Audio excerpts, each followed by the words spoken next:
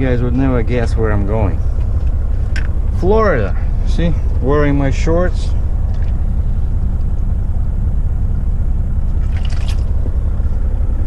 Drinking lots of water. 27 Celsius now, which is very hot. So I have to drive with my AC on. And I got this is the scale when you enter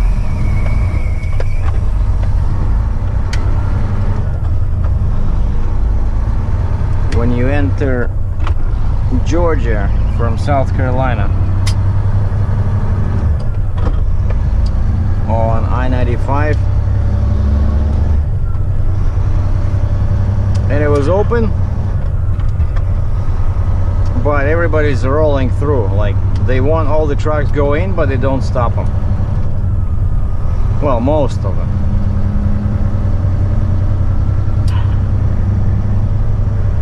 And I saw a lot of cool loads.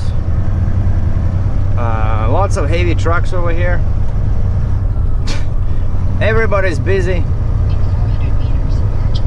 Actually just saw a Kenworth with the same crazy radiator I wanted to get, you know, that wide. This guy was pulling, I don't know, it was like a 10 axle load, and he had a pole car in the front, but I just missed it.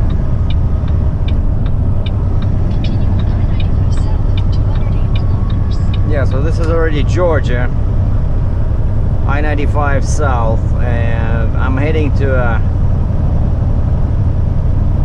location in Florida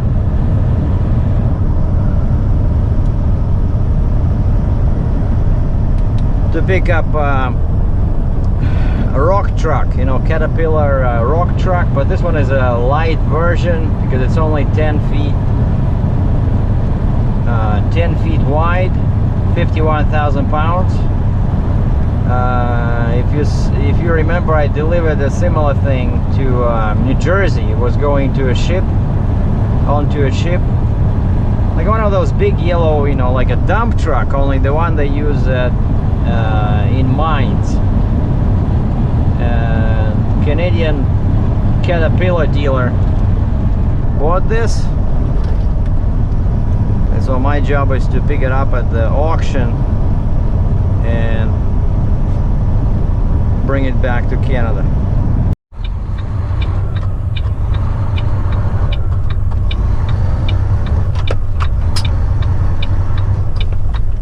Just taking a quick break at the TA here in Richmond Hill, Georgia. Exit 87.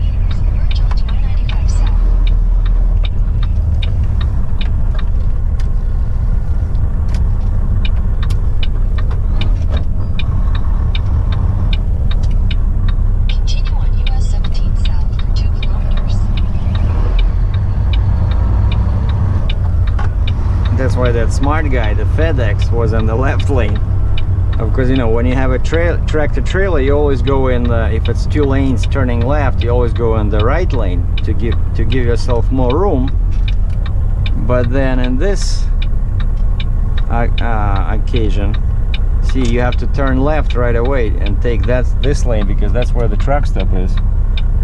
And this is a really bad planning, you know. See, I made one left turn, now I'm making another left turn. It takes a lot of time, but at least on the way back to the freeway,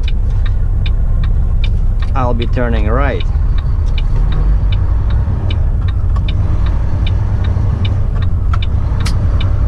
See? I did not make it. There was a green arrow here, but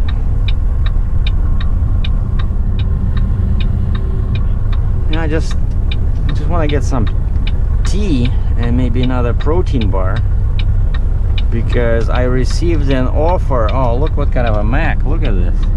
Very old with a square nose. I got an offer of some free soup in Jacksonville. You know? One of my fans reached out, and when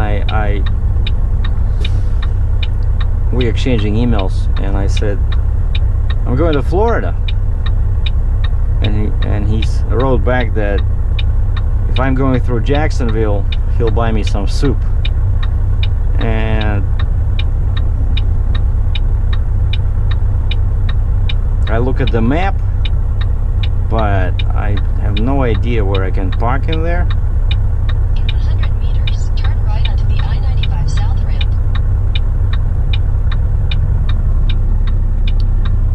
Yeah, I'm just waiting for the amber. There's too much traffic, because I'm very slow. Once I start turning, even though when they're pretty far away, people will be angry, you know? Maybe I can turn now.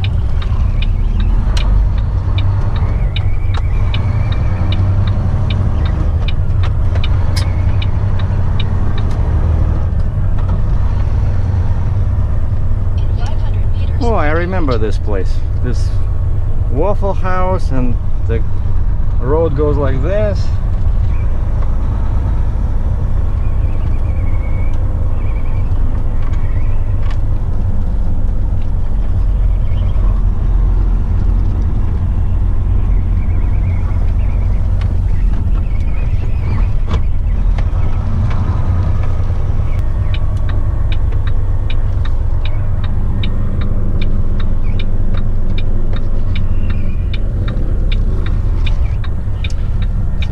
Park. Okay.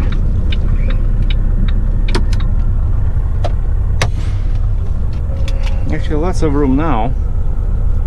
It doesn't look that small as I remember, because there's another section in there, but this is Georgia, you know. I-95, very busy.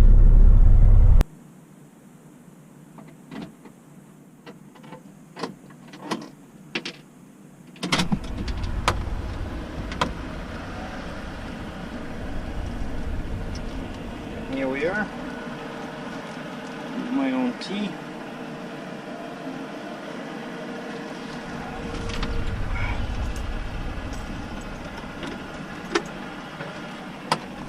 Somebody asked me about the protein bar I'm using. The same one as always. I buy these Quest bars. They come in different flavors. They're very low in carbs and sugar. Lots of fiber, lots of protein. These are the best. They're expensive, $3 US, but you know, it's like a meal. That's how I look at it. So my next stop, let's see. So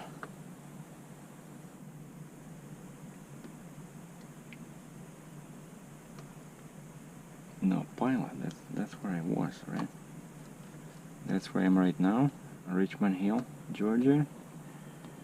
And I'm going through, what is this? Brunswick. And then there's Jacksonville.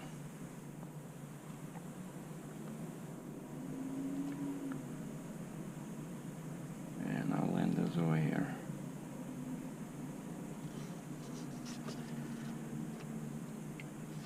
I guess exit 329.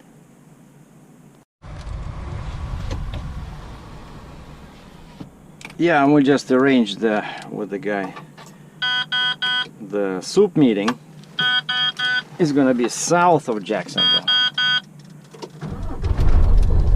So evidently it's not that far. But there's at least there's parking there for sure.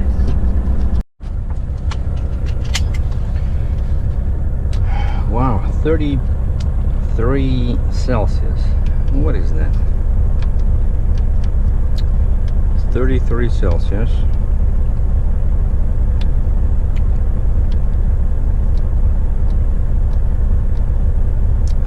91F.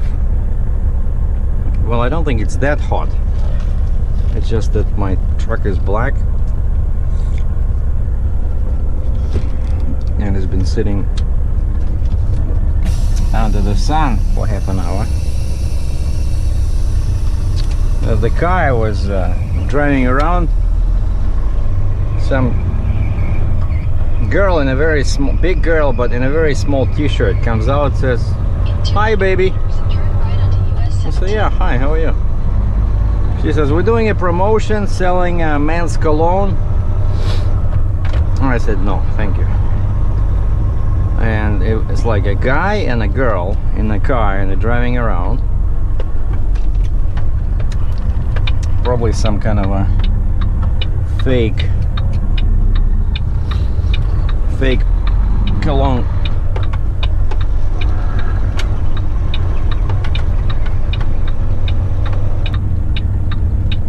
See, that's what happens when you get into a busy location like this.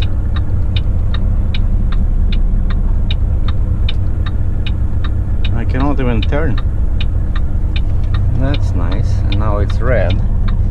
Now all these guys, so once these guys start moving, the guys coming from this area. Oh, actually, wait a second. Ah, there's a green arrow. Okay. So those poor bastards cannot move. And we just go in here. Turn right onto the I-95 South Rim. I-95 South, Savannah. No, Savannah is north. Brunswick. I hope it's not New Brunswick, Canada. In 600 meters, merge onto I-95 South. Yes, ma'am. Any other orders? Or is that it?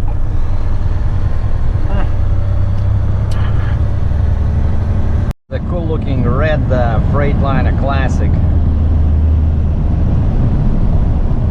Black fenders, pulling a 40-foot sea container,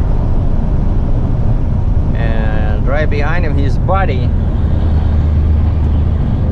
also Freightliner, but this one looks like a different model, I think, slightly older or newer. This one is a white Western Star 4900. Again, pulling a 40-foot sea container. Now, one thing I don't like about Western Stars is that crazy shape of a sleeper. You know, they used to build them with straight walls, and I asked the salesman about this, and he says, no, all newer Western Stars have this kind of a shape on a sleeper. Yeah, I wanted to show you guys some heavy trucks, but unfortunately this is all I see. All I see is containers flying by at 70 miles per hour, even though now, because I promised the guy in Jacksonville I'll be there around 3 p.m. I increased my speed to an unbelievable, for me, 97 kilometers an hour, or 60 miles per hour. I'm holding the steering wheel with two hands. Things on the side of the road are flying by. No, I'm just kidding. It was windy, that's why I didn't want to drive fast. Like, what's the point, right? Just to burn more fuel. But now, just to reach Jacksonville, I'm doing 1 mile a minute. Oh, look. Even the same color as me, only day cab.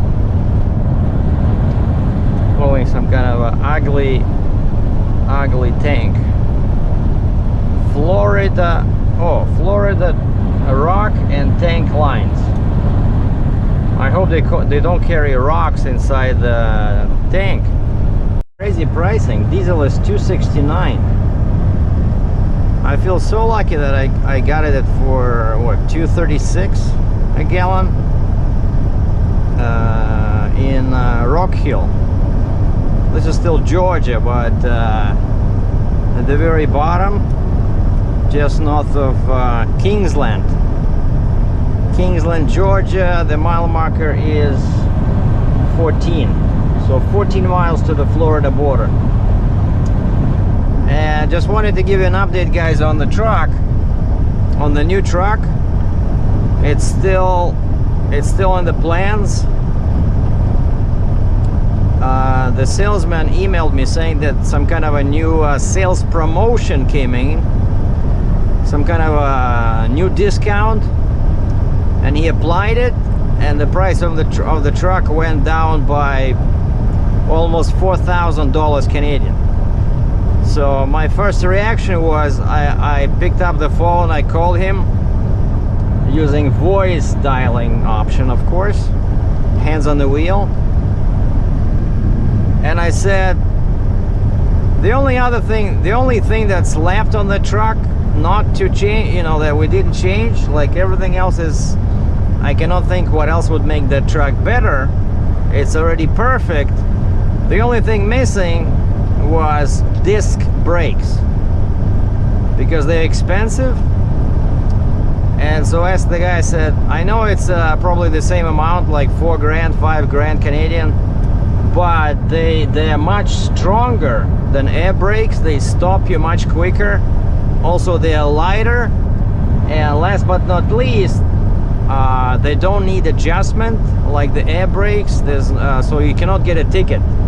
And everybody says people that have disc brakes, whenever they go into, you know, inspection, like a scale, as soon as the inspector leans in and he or she sees that you have disc brakes, they just, you know, they let you go, because there's nothing to measure over there. And it's still 85F. Some guy is passing me here.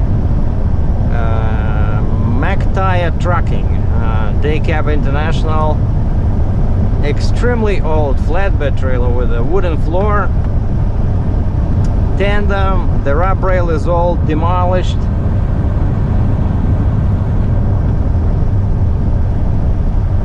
But the trailer still have a, you know, some resemblance of a bow. And we have a Volvo, a red Volvo passing me. Oh, French. SNF Transport. I think Quebec. Yeah, Quebec, Canada.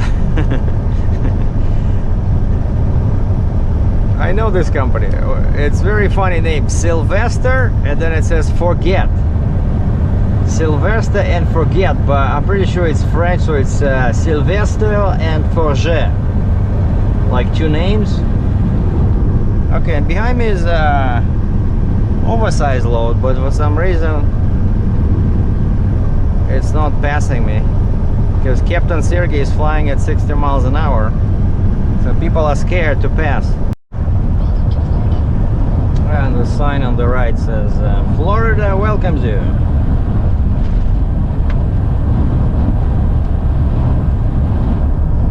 Nassau County. And we have an agricultural inspection.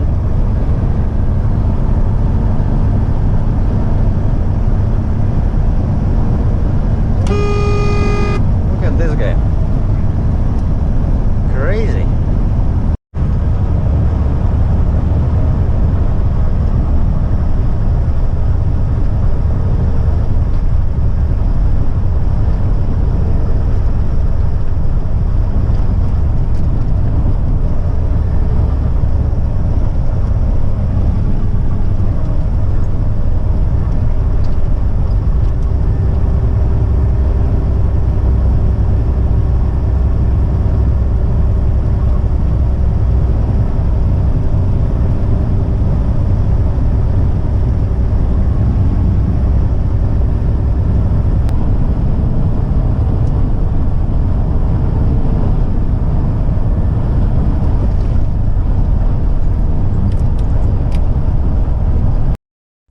Well, it's 7 o'clock, and one problem with trucking in Florida is that it's very hard to find parking after, I don't know, 2 o'clock.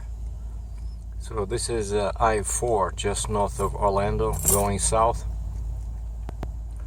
and I was checking the status of the few truck stops near the shipper there, and they were all full around 4 o'clock.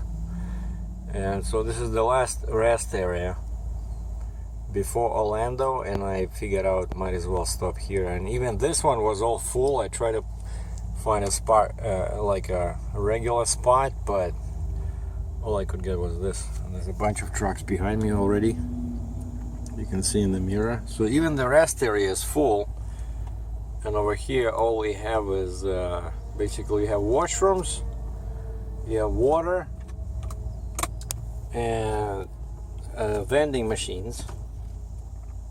I was able to use my credit card, get some snacks, but it should be okay for one night, you know. So I'm gonna get up at 5 o'clock tomorrow. From here it's 42 miles.